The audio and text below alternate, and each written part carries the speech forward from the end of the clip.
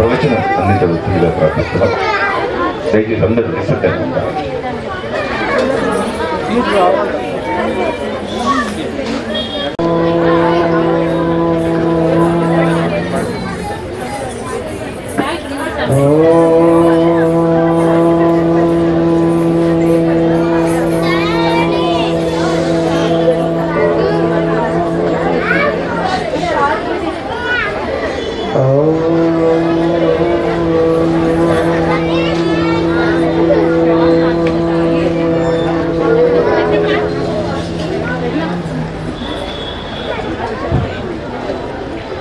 शन्नो मित्रस्यं वरुणः शन्नो भवत्वज्यमा शन्न इन्द्रो बृहस्पतिः शन्नो विष्णुरुक्रमः नमो ब्रह्मणे नमस्ते वायो त्वमेव प्रत्यक्षं ब्रह्मासि त्वामेव प्रत्यक्षं ब्रह्म वदिष्यामि ऋतं वदिष्यामि सत्यं वदिष्यामि तन्मामवतु तद्वक्तारमवतु अवतु माम् अवतु वक्तारम् ॐ शान्ति शान्ति शान्तिः। श्री गुरुभ्यो नमः। श्री महागणाधिपतये नमः। श्रीमात्रे नमः। परम पूज्य श्री श्री श्री परमहंस परिव्राजकाचार्य जगद्गुरु श्री श्री श्री सिद्धेश्वरानंद भारती स्वामी वारी दिव्याशिस्సులతో కుట్టాలం పీఠాధిపతి ఉత్తరాధికారి పరమ పూజ్య పరివ్రాజకాచార్య శ్రీ శ్రీ శ్రీ దత్తేశ్వరానంద మహాస్వామి వారి ప్రత్యక్ష పర్యవేక్షణలో జరుగుతూ ఉన్నటువంటి వారాహి రాజశ్యామల విగ్రహ ప్రతిష్టాపన ఉత్సవంలో ఈ ఉత్సవాన్ని నిర్వహిస్తున్నటువంటి వారికి, ఉత్సవంలో పాల్గొంటున్నటువంటి వారికి అందరికీ కూడా హృదయపూర్వకంగా నమస్కారాలు తెలియజేస్తున్నాను. కానీ అంతకన్నా ముందుగా ఈ కార్యక్రమం ఇలా నిర్వహించబడాలి అని ప్రేరణ ఇచ్చినటువంటి ఆ జగన్మాతకి, ఆ జగన్మాత ఎవరినైతే తన పనిముట్లుగా స్వీకరించిందో అటువంటి శ్రీ భావనారాయణ గారి దంపతికి, వారికి సహకరిస్తున్నటువంటి వారికి, అదేవిధంగా ఈ కార్యక్రమ నిర్వహణ బాధ్యతనంతా తన భుజస్కంధాల మీద వేసుకున్నటువంటి శ్రీ మునిపల్లె శ్రీనివాస్ గారికి, ఇంకా మిగిలిన అందరికీ కూడా హృదయపూర్వకంగా నమస్కారాలు. మనకి మంత్రాలు ఉన్నాయి, విద్యలు ఉన్నాయి. ఒక దైవాన్ని ఆరాధించటానికి పనికొచ్చేటటువంటివి మంత్రాలు.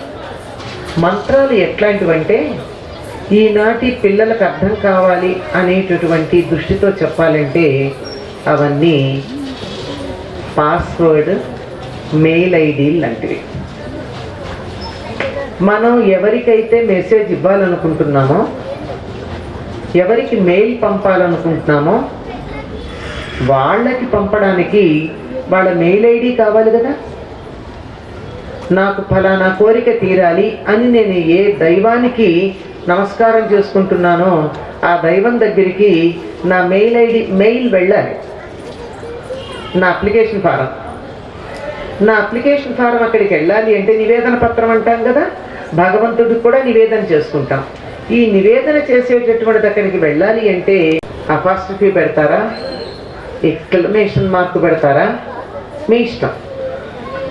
అది సరిగ్గా ఉంటేనే పెడుతుంది, లేకపోతే వెళ్ళదు కదా. దానికన్నా ముందు చేయాల్సినటువంటివి పాస్వర్డ్ లాంటిది ఏదైతే ఉందో, అంటే మన కంప్యూటర్ ఓపెన్ అవ్వాలంటే పాస్వర్డ్ కావాలి కదా. నా మెయిల్ ఓపెన్ అవ్వాలంటే ఆ మెయిల్కి పంపడానికి నా మెయిల్ ఓపెన్ అవ్వాలి, దానికి పాస్వర్డ్ కావాలి. ఆ పాస్వర్డ్ లాంటివన్నీ మనం పాటించే నియమనిష్టలు పాటిస్తే అది సరిగ్గా వెళుతుంది, లేకపోతే కాదు. ఇవి ఈ వెళ్ళేటటువంటి వాటిల్లో మంత్రమైతే దాన్ని ఎక్కువ మంది దేవతలని ఆరాధించటానికి మనం మంత్రం వాడతాం, ఆ మంత్ర సాధన అంటారు. అదే శక్తిని ఆరాధించాలంటే దాన్ని విద్య అంటారు. ఈ జగత్తంతా శక్తిమయం.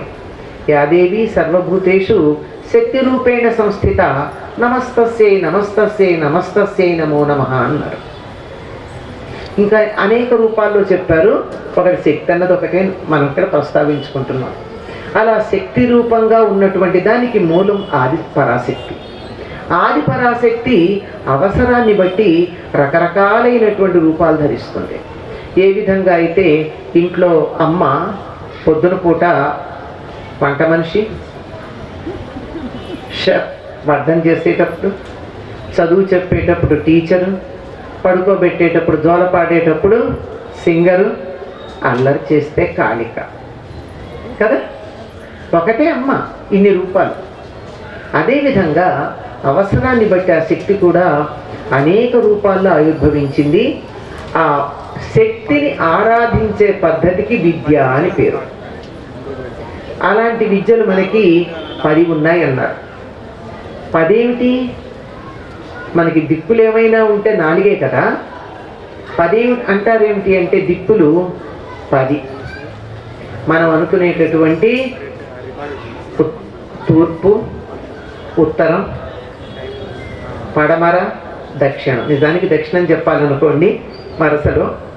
అక్కడి నుంచి ఈ దిక్కుల మధ్యలో ఉండే మూలలు ఉన్నాయి కదా, ఈశాన్యం, వాయవ్యం, ఆగ్నేయం, నైరుతి. ఈ 8 ఈ 8 కాక అలా పైకి చూస్తే అంతరిక్షం, కిందకి చూస్తే భూమి, ఆకాశం, భూమి. ఈ 10 దిక్కులే, ఇంతకన్నా దిక్కులు లేవు. ఈ 10 దిక్కులు ఎలా ఉన్నాయో శక్తిని మనం ఉపాసించేటటువంటి విద్యలు కూడా 10 ఉన్నాయి. వాటిని దశ మహావిద్యలు అన్నారు. ఇవి మామూలు విద్యలు కాదు, మనం చదువుకునేటటువంటివి మామూలు విద్యలు. కానీ ఇవి మాత్రం మహావిద్య. అంటే విద్య అంటే తెలుసుకోదగినది అని అర్థం. అటువంటి వాటిల్లో చాలా తక్కువ రూపాల్లో ఉన్న ఆ విద్యలను ఆరాధించడం మన దగ్గర ఉంది. కానీ ఈ మధ్యలో వాటన్నిటికీ కూడా ప్రాచుర్యం రావటం జరుగుతూ ఉంది. ఎందుకంటే ఈ ఉపాసనా మార్గాలు ఎక్కువ నియమనిష్టలకి అవసరం ఉన్నాయి, కానీ త్వరగా ఫలిస్తాయి. అది విషయం. నియమనిష్టలు ఎక్కువ. మనం ఇంట్లో రాముడిని పూజించినా, లలితని పూజించినా, చిన్న తేడా వచ్చినా అపరాధ సహస్రాణి అంటూ ఒక నమ్మకం, ఒక క్షమాప్రార్థన చెప్పేస్తాం. కానీ ఈ విద్యల ఉపాసనలో అట్లా కుదరదు. ఉన్నది ఉన్నట్టుగా చేయాల్సిందే, కొంచెం కూడా తేడా రాకుండా చేయాలి. అటువంటి వాటిల్లో ఈ విద్యలన్నింటినీ మీకు ఎప్పుడైనా చూడాలని అనిపిస్తే ఇక్కడ ఇంకా స్థాపన చేసినట్టున్నారో లేదో తెలియదు, మనకి కొత్తపేటలో ఉంది కదా. అక్కడ దశ మహావిద్యల రూపాలు మీరు చూడవచ్చు. అన్నీ ఒక్క చోట ఉన్నది, మరి ఇంకెక్కడ ఉన్నదో నాకు తెలియదు, కానీ కామాఖ్యలో కనపడతాయి ఇవన్నీ.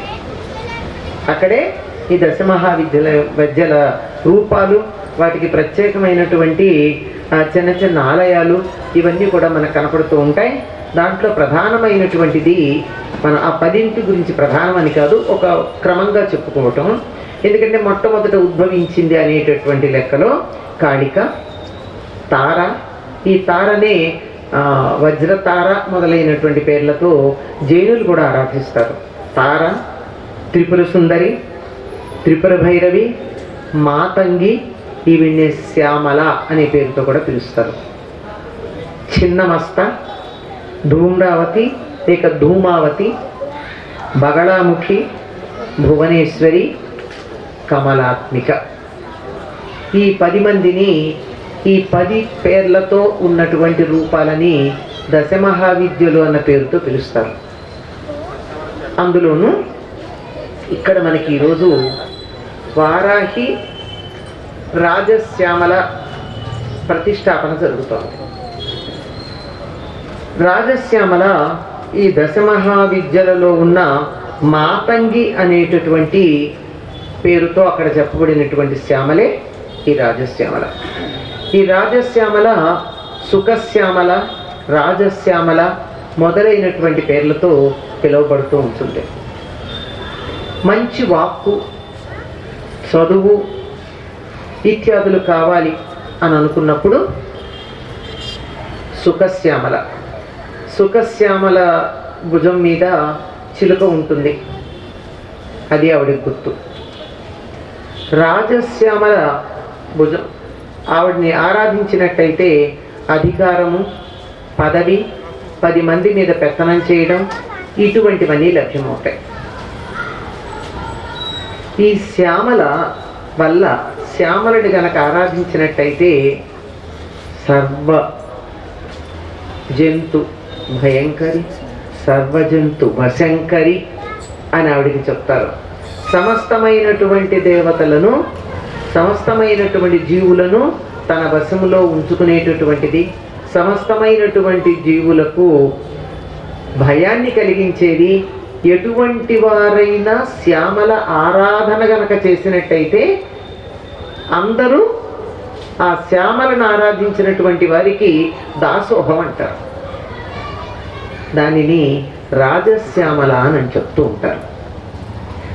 ఒక మాట చెప్పాలంటే ఈ రాజశ్యామల లేక సుఖశ్యామల, ఈ శ్యామలాదేవి, శ్రీకృష్ణుడు, శ్యామసుందరుడైనటువంటి శ్రీకృష్ణుడు, వీరిద్దరూ మాత్రమే దర్శన స్పర్శనాలని ఇచ్చేటటువంటి దేవతామూర్తులు.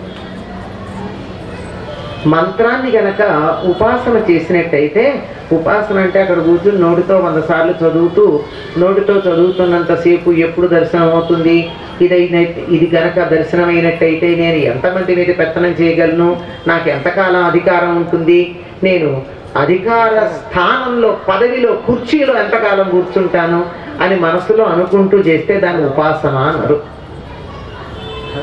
అంటే నా కోసం, నాకు అనారోగ్యం చేస్తే పక్క వాళ్ళకి మందేస్తే నాకు రోగం తగ్గుతుంది అన్నట్టు ఉంటుంది.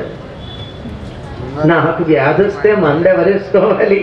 నేనే కదా వేసుకోవాలి. పక్క వాళ్ళకి వేస్తే తగ్గదుగా.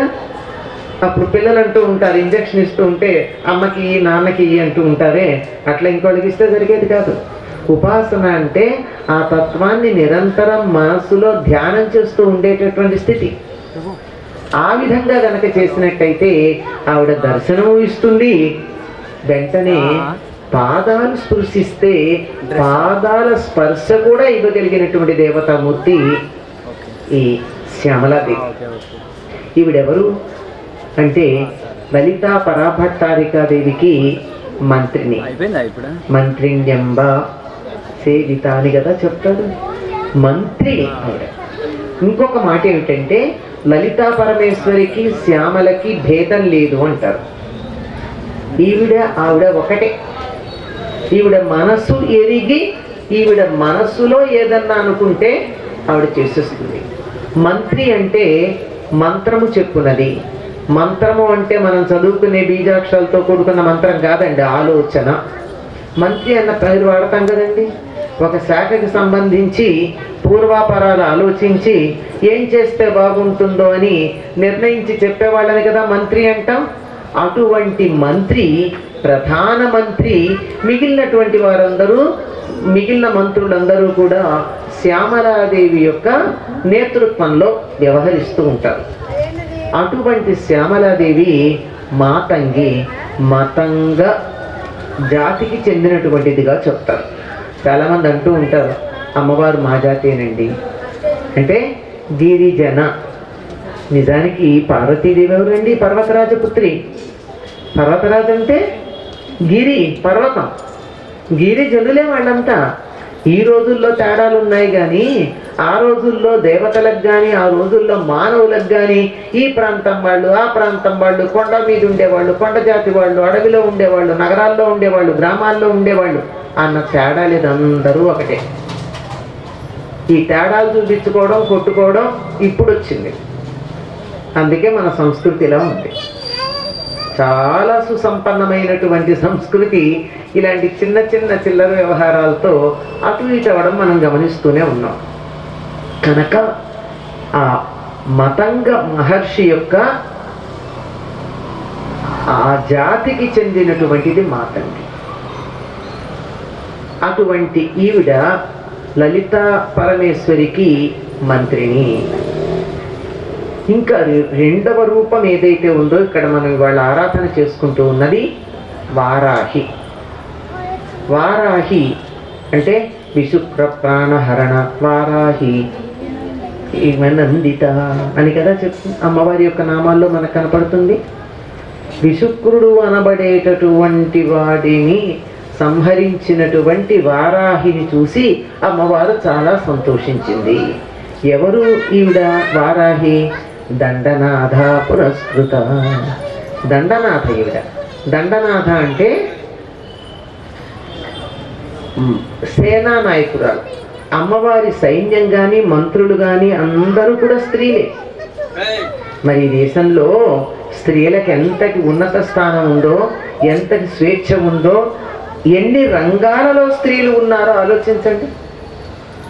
ప్రపంచంలో ఎక్కడన్నా ఇలా యుద్ధం చేసిన వాళ్ళు, మంత్రులైన వాళ్ళు, సేనానాయకులైనటువంటి వాళ్ళు ఏ దేశంలోనో ఉన్నారా? మన దేశంలో ఉన్నారు. ఇది ఒక స్త్రీమూర్తికి, స్త్రీ జాతికి మన సంస్కృతి సంప్రదాయాలు ఇచ్చినటువంటి గౌరవ స్థానం.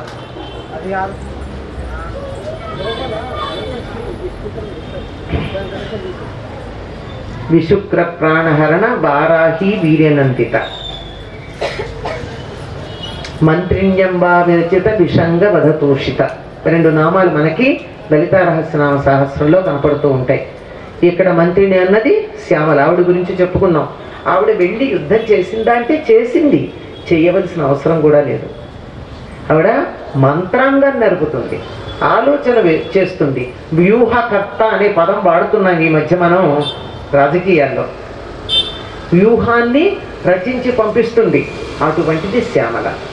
వెళ్ళి సైన్యాన్ని నడిపిస్తుంది.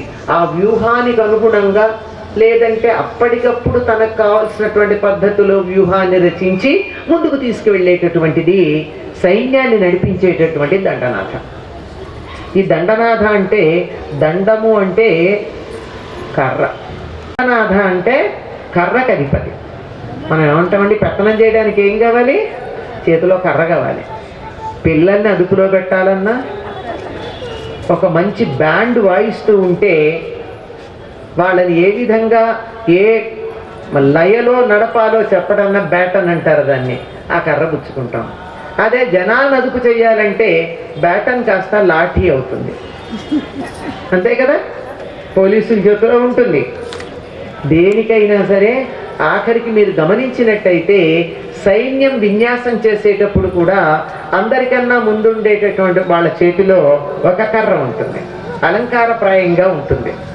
ఎందుకు అంటే దండము అంటే అది చేతిలో ఉంటే నీ మీద నేను పెత్తనం చేస్తున్నాను, అవసరమైతే ఒకటి వెయ్యగలను, వెయ్యకుండా ఉండేటట్టుగా చూసుకోవాల్సిన బాధ్యత నీది. నా కర్ర నీ వీపు మీద పడకుండా చూసుకోవాల్సిన బాధ్యత నీది అని కర్ర ఊపుతూ చెప్పడం. అటువంటి దండాన్ని, దండం అనేటటువంటిది అధికారానికి చిహ్నం. ఇంతకాలం లేండి మనం ఒక రాజదండం కూడా పెట్టుకున్నాం కదా ఈ మధ్య. ప్రభుత్వం దగ్గర ఉండాలని ఎక్కడి నుంచో పట్టుకెళ్ళి మరి అంటే ఆ చేతిలో దండం ఉన్నది అధికారానికి చిహ్నం. అటువంటి అధికార చిహ్నమైనటువంటి దండాన్ని వారాహిదేవికి అప్పచెప్పి నువ్వు ఈ సైన్యాన్నంతా నడిపించమంది. ఈ వారాహి అనేటటువంటిది వరాహ రూపంలో ఉంటుంది అని మన వాళ్ళు అంటూ ఉంటారు.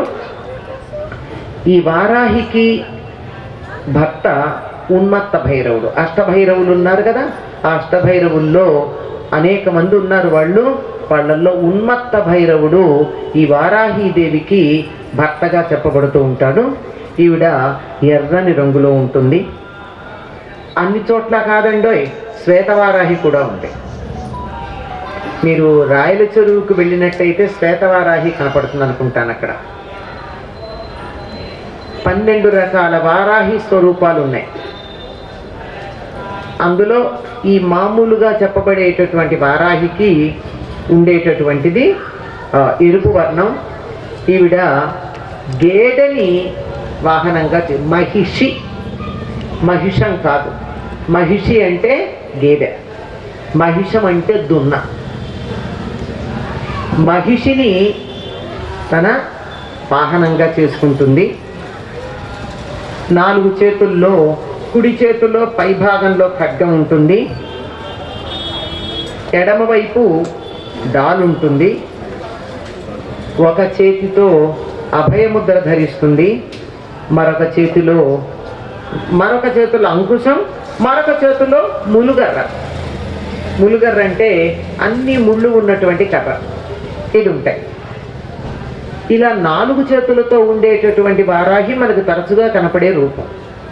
ఇది కాక 6 చేతులు ఉన్నటువంటిది, 8 చేతులు ఉన్నటువంటిది, వీటికి ఒక రూపంలో సింహం వాహనం, ఒక రూపంలో ఏనుగ వాహనం. ఇలాంటి వాహనాల మీద కూడా వారాహీదేవి కనపడుతూ ఉంటుంది.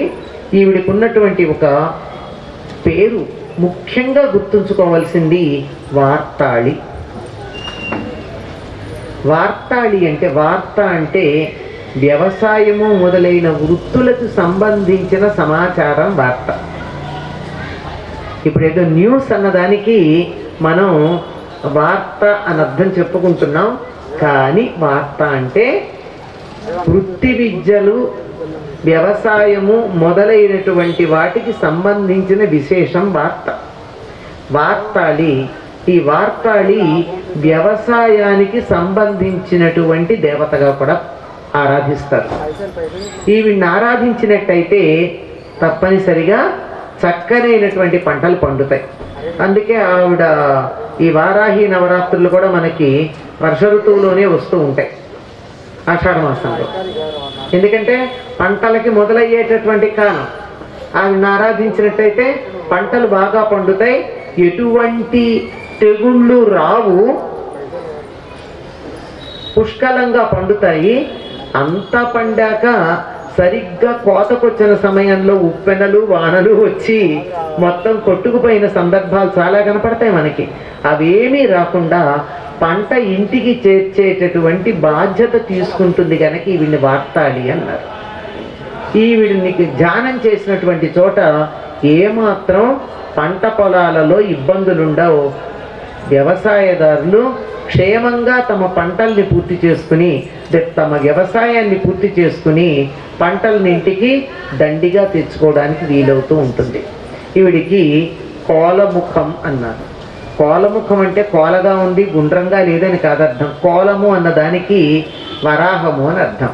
వరాహం అంటే మనకు కనపడేటటువంటి PIG అని పిలుస్తామే, అది కాదు.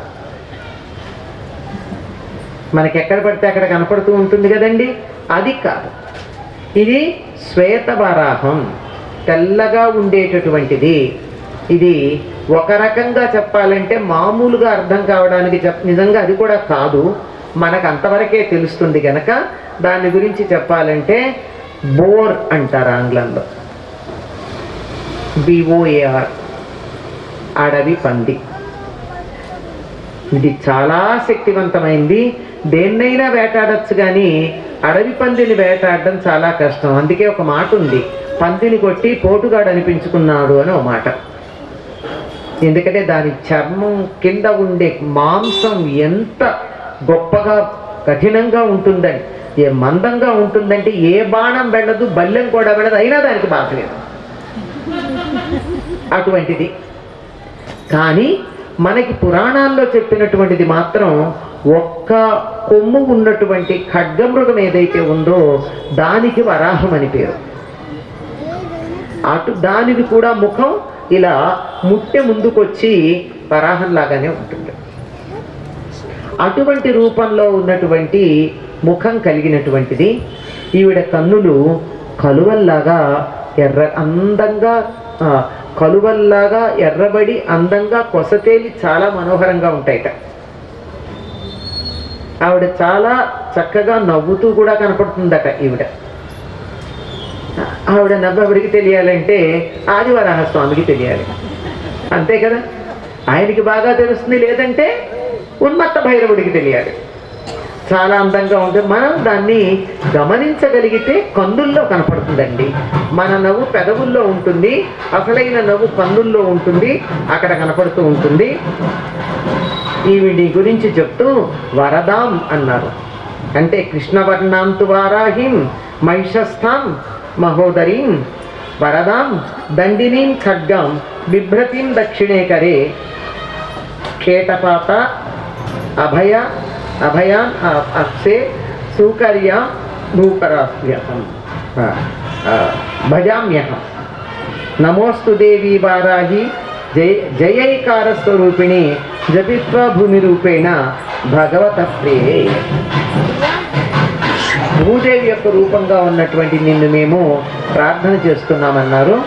ద్వారా అహము శ్రేష్టమైనటువంటి అహం. మనకుండేది అహంకారం కాకుండా నేను అనేటటువంటి అస్తిత్వాన్ని గుర్తు చేసే శ్రేష్టమైనటువంటి అహం వరాహం. అటువంటి వరాహం ఉండాలి. ఈ వారాహీదేవి పగటిపూట దర్శనం ఉండదు, రాత్రిపూట మాత్రమే ఉంటుంది. ఎందుకంటే రక్షణ వ్యవస్థని చూస్తూ ఉంటుంది కనుక రక్షణ చేసేటటువంటి వారు కొద్దిగా కఠినంగాను కనపడడం జరుగుతుంది. ఆ కాఠిన్యాన్ని మనలాంటి భక్తులు చూసి తట్టుకోలేరు. ఇంకొకటి కూడా ఉంది. తప్పనిసరిగా వారాహి అమ్మవారిని ఎవరు పూజించాలంటే బ్రహ్మచారులు. విశుక్ర ప్రాణవహరణ వారాహి వీర్యనందిత అనే నామం ఉంది కదా. విశుక్రుడి యొక్క ప్రాణాన్ని తీసేసినటువంటి వారాహిని చూసి సంతోషించింది అమ్మవారు. విషంగవనతోషిత, విషంగుణ్ణి వధిస్తే సంతోషించింది. ఈ భండాసురుడికి ఇద్దరు సోదరులు ఉన్నారు. ఒకడు విషంగుడు, ఒకడు విశుక్రుడు. విషంగుడంటే చదువుకునే పిల్లల్ని తీసుకెళ్ళి చెడ్డ స్నేహాలు చేయిస్తారు. తల్లిదండ్రులందరూ గుర్తుపెట్టుకోండి. పిల్లలు చెడు స్నేహాల వల్ల చెడిపోతూ ఉంటారు. అది మామూలుగా చదువు మానేసి సినిమాలకు వెళ్ళి సిగరెట్లు తాగి అంతవరకే పర్వాలా. కానీ విశుక్రుడు ఏం చేస్తాడంటే మగపిల్లలకి ఆడపిల్లల స్నేహం చేసి శుక్రధాతువు నిర్వీర్యమయ్యేటట్టు చేస్తాడు. తర్వాత మంచి సంతానం కలగదు. ఆ పని చేసేటటువంటి వాణ్ణి పోగొట్టాలి అంటే ప్రస్తుతం దీనికి సంబంధించి భారతీయ జన్యువులు నశించాలని సంతానం లేకుండా చేసే ప్రక్రియలు చాలామంది చేస్తూ ఉన్నారు.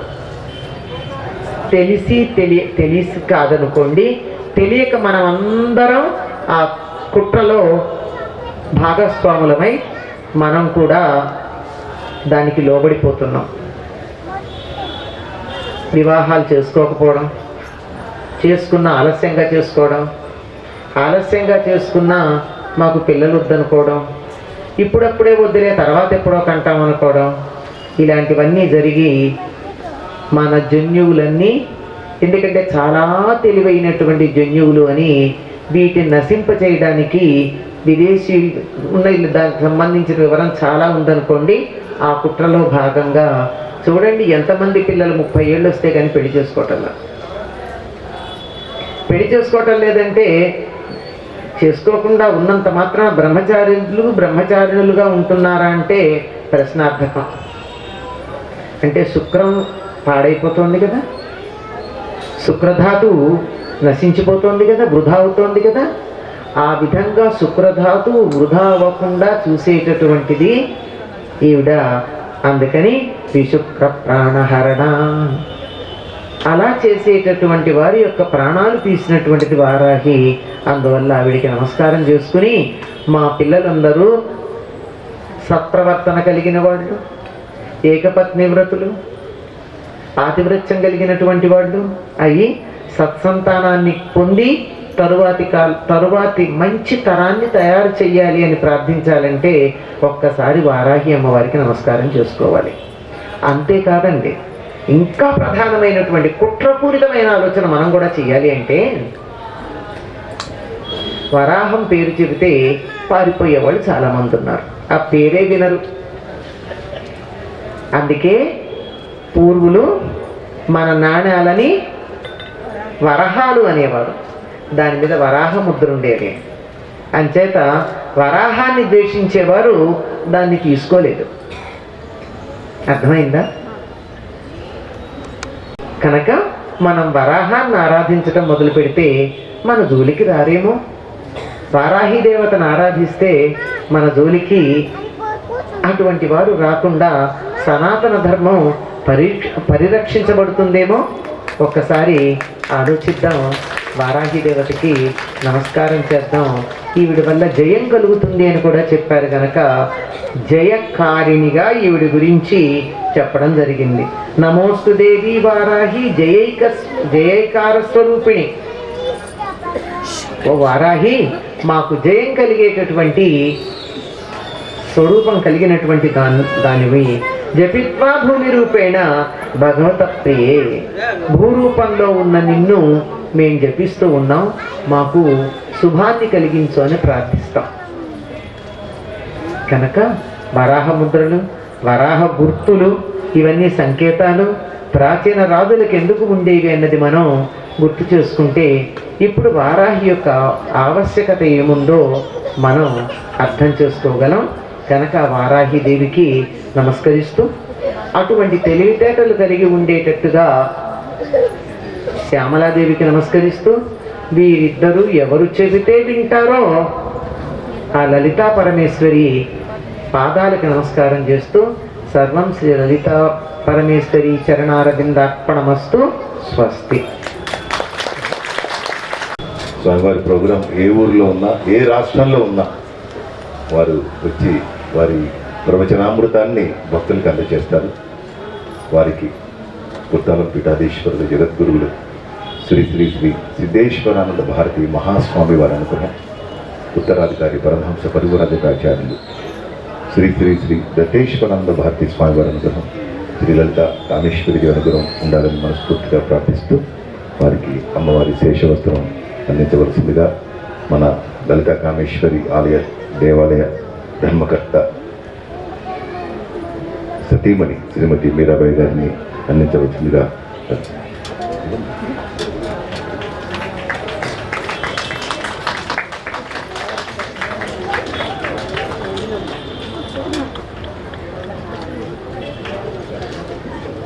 ఓం శతం జీవ శరదో వర్ధమానిత్యభిజగమాపది శతమే శతం దీర్ఘమాయుః మరుతయేనావర్ధయంతి శతమేనమేవ శతమాత్మానం భవతి శతమనంతం భవతి శతమైశ్వర్యం భవతి శతమితి శతం దీర్ఘమాయుః శతమానం భవతి శతాయుః పురుషస్తేంద్రియ ఆయుష్యేంద్రియే ప్రతిష్ఠతి. లోపల ఈరోజు నేను చెప్పినట్టుగా అమ్మవారు ధాన్యాదివాసంలో అక్కడ పూజా కార్యక్రమాలు ప్రారంభమైనాయి. భక్తులందరూ లోపల వెళ్ళి అక్కడ కూర్చున్నట్లయితే అందరూ కూడా మీ స్వహస్తాలతో అమ్మవార్లకి ఇప్పటిదాకా చాలా చక్కగా కూర్చున్నారు. నిదానంగా లేవండి, కొంగరేం లేదు, చక్కగా ఇవాళ కూర్చొని అక్కడ అమ్మవారికి ధాన్యం సమర్పించుకోవచ్చు. రేపు పుష్పశయ్యాదివాసం, రేపు సాయంత్రం యథావిధిగా రేపు ఉదయం 10:30 కుంకుమార్చన పారాయణలు ఇవన్నీ ఉంటాయి. ఓం శ్రీ మాత్రే నమః.